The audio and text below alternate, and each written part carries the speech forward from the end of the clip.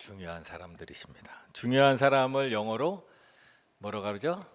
VIP. 당신은 VIP입니다. VIP. 하나님께서 왜 우리를 중요하게 여기시는가? 오늘 에스겔서를 보면 하나님이 에스겔을 향하여 하신 말씀이지만 동시에 우리 자신을 향한 말씀이에요.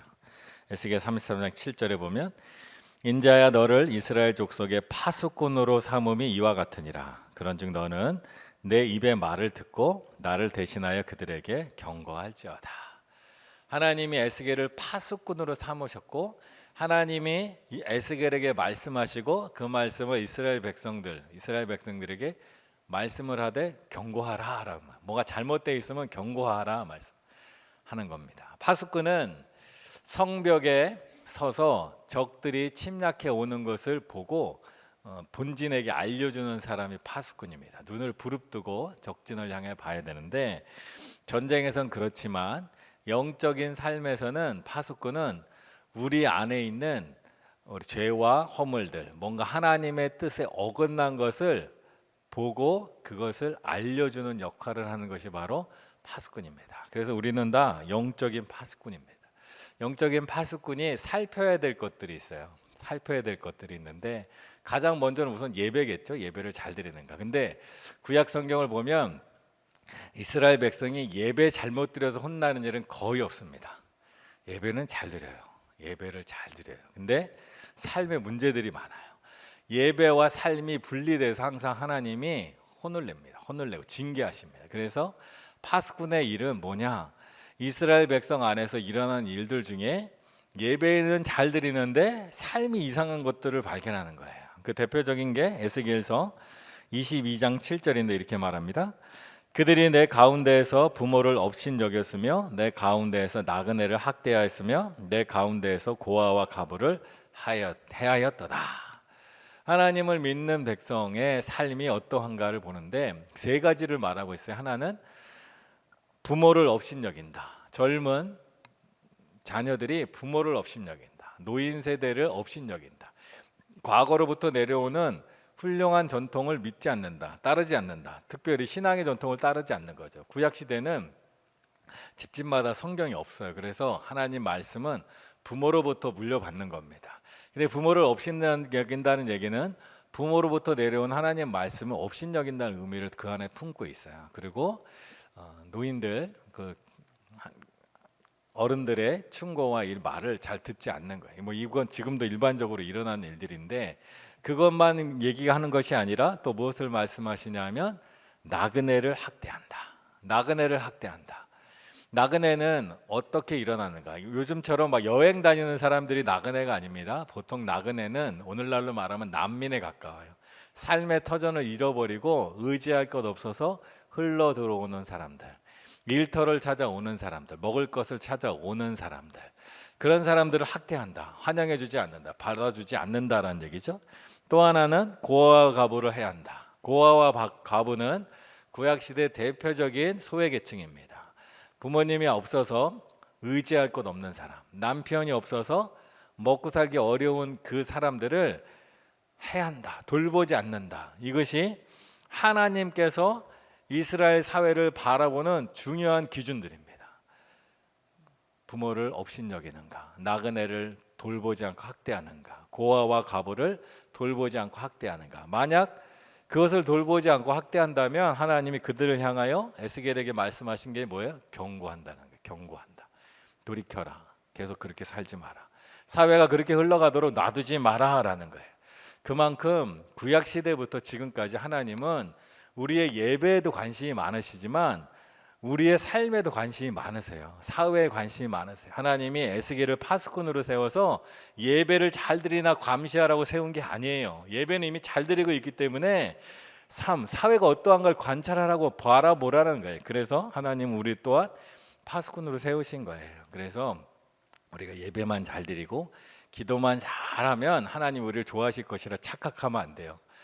말씀을 읽고 기도를 하고 예배를 잘 드리면 그것이 삶으로 흘러 들어가야 돼요. 그래서 우리는 세상을 향한 파수꾼으로 하나님 우리를 세워주신 거예요. 그래서 우리가 그 파수꾼의 역할로서 우리가 지역사회를 섬기는 겁니다. 지역사회와 소통하는 거예요. 지역사회에 필요한 것들을 하나님은 믿는 우리에게만 관심이 있는 것이 아니라 믿지 않는 이들에게 관심이 많아요. 예수님께서 이 땅에 오실 때 믿는 사람을 위해서 온 게 아니에요. 의인을 위해서 오신 게 아니에요. 죄인들을 위해서 오셨다 그랬잖아요. 아직 하나님을 모르는 사람들을 위해 오신 거예요. 그 우리 또한 그들을 바라보는 관심이 있고 그들을 향하여 파수꾼으로 우리를 세워주신 거예요. 그래서 쳐다보는 거예요. 바라보는 거예요. 그리고 그들의 필요가 무엇인가 살피는 거예요. 하나님의 사랑이 어떻게 그들에게 전해질까. 그들의 영혼을 위해서는 우리가 복음을 전하지만 그들의 삶을 위해서 우리의 섬김이 필요한다는 거예요. 그래서 섬김으로 나가는 거예요. 그리고 그들은 우리의 섬김을 통하여 하나님을 바라보는 거예요. 그래서 하나님이 에스겔을 통하여 세상을 바라봐라. 세상이 지금 잘 돌아가고 있는지 바라봐라. 고아와 과부가 잘 보호받고 있는지 바라봐라. 나그네가 살 것이 없어서 먹을 것이 없어서 오는 나그네, 우리로 말하면 난민 같은 사람들이 우리에게 왔을 때 그들을 어떻게 잘 대하는가 바라보라라는 거예요. 그리고 그들에게 경고하라. 만약 그렇지 못하면 경고하라라는 거예요. 우리도 그런 사명이 있습니다. 그래서 우리도 세상을 향하여 경고합니다. 세상을 향하여 경고하는데 말로 하는 경고는 옛날 시대예요. 에스겔 시대고 우리는 오늘날 세상을 향하여 어떻게 경고하는가. 세상이 잘못 가고 있다 말해봐야 소용없어요. 우리가 잘해야 돼요. 세상을 향한 경고는 오늘날은 우리가 삶으로 그것을 먼저 실천하는 거예요. 세상을 향한 경고는 우리가 삶으로 먼저 실천하는 거예요. 하나님께서 소돔과 고모라 성에 10명의 의인, 그것을 실천하고 있는, 하나님의 뜻을 따라 실천하고 있는 10명 의인을 찾았어요. 에레미야 시대에는 정의를 행하고 진리를 구하는 단 한 명을 찾았는데 찾지 못했다 그랬어요.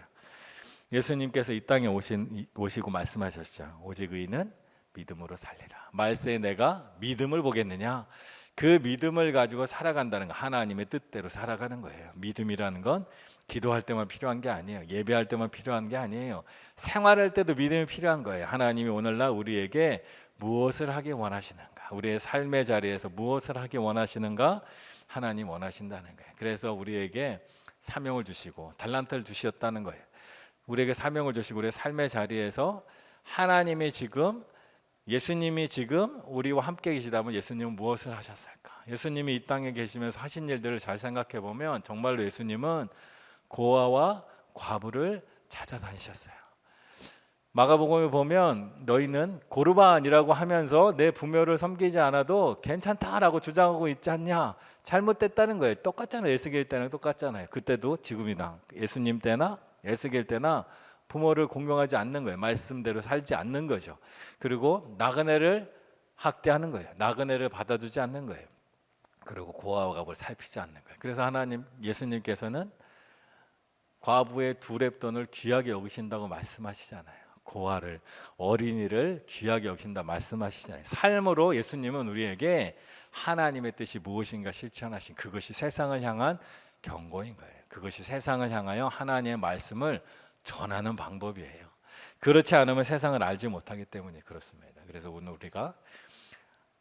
우리 교회만 생각한다는 것은 하나님이 세상을 사랑해서 이 땅에 오신, 하나님이 세상을 사랑해서 이 땅에 우리를 세우신 일을 아주 조금만 우리가 수행하는 겁니다. 그래서 우리가 세상을 향하여 관심을 갖고 세상을 섬기고 세상을 아름답게 세워가는 것이 바로 하나님의 뜻이에요. 아마 우리가 그렇게 살아갈 때 하나님께서 우리를 향하여 아마 이렇게 말씀하실 겁니다. 마태복음 25장 21절, 그 주인이 이르되 잘하였도다 착하고 충성된 종아, 내가 적은 일에 충성하였음에 내가 많은 것을 내게 맡기리니 내 주인의 즐거움에 참여할지어다 하고. 아마 하나님께서 우리에게 맡겨주신 일들이 있어요. 파수꾼의 사명입니다. 파수꾼의 사명은 교회도 바라보지만 세상도 바라볼 줄 알아야 돼요.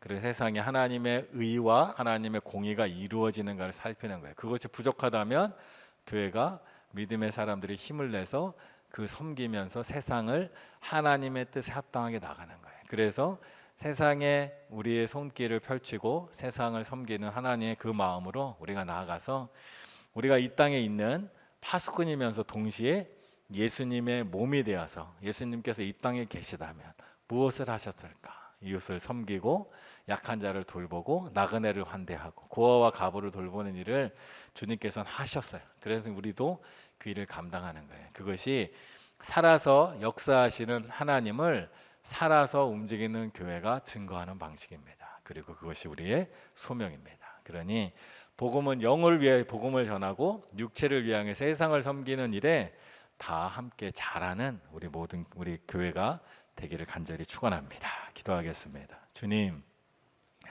세상을 바라보시며 우리에게 파수꾼의 사명을 주셨습니다. 우리가 예배를 잘 드리는가 주님은 관심이 많습니다. 또 우리가 세상에서 하나님의 뜻대로 살아가는 것에 관심이 많습니다. 그리고 우리가 파수꾼으로 예수님의 몸으로 이 땅에 세워주셨습니다. 그러니 예수께서 이 땅에 계실 때 하셨던 일들을 우리도 행하게 하여 주시옵소서. 이웃에 돌아다니며 복음을 전하고 선한 일을 하고 연약한 자들을 돌보는 일들을 우리가 행할 수 있도록 우리를 세워 주시옵소서. 그리고 우리가 그 파수꾼의 사명을 잘 감당하는 교회가 되게 하여 주시옵소서. 지금은 주 예수 그리스도의 은혜와 하나님의 사랑과 성령의 인도하심과 교통하심이 하나님이 우리를 파수꾼으로 세우시고 또 예수님의 몸으로 세우셨으니 예수님의 행함대로 세상을 바라보며 주님의 따뜻한 시선으로 세상을 바라보고 주님의 따뜻한 손으로 세상을 섬기는 주님의 몸으로 세워지기를, 또 우리 모두가 그런 길에 함께 나아가기를, 또 그 걸음 가운데 하나님의 복이 임하기를, 또 지금부터 영원히 항상 함께 하실 것을 간절히 축원하옵나이다. 아멘.